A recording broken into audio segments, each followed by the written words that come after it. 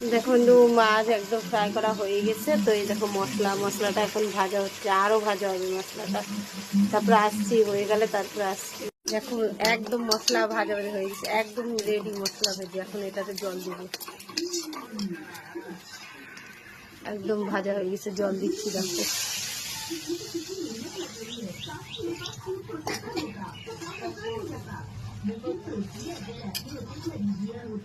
দেখো জল দিয়ে রেডি। দেখো ঝোল একদম রেডি। তো মাছগুলো দিচ্ছি। খুব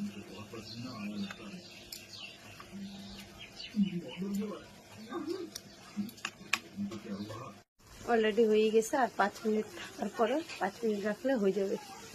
আর পরে দেখাচ্ছি তোমাদেরকে কেমন হলো কালারটা আর কালারটা। দেখো একদম হয়ে গেছে সবজি। তো কালারটা কত সুন্দর না? দেখো, কে কে মাছ খেতে ভালোবাসে কমেন্ট করবে।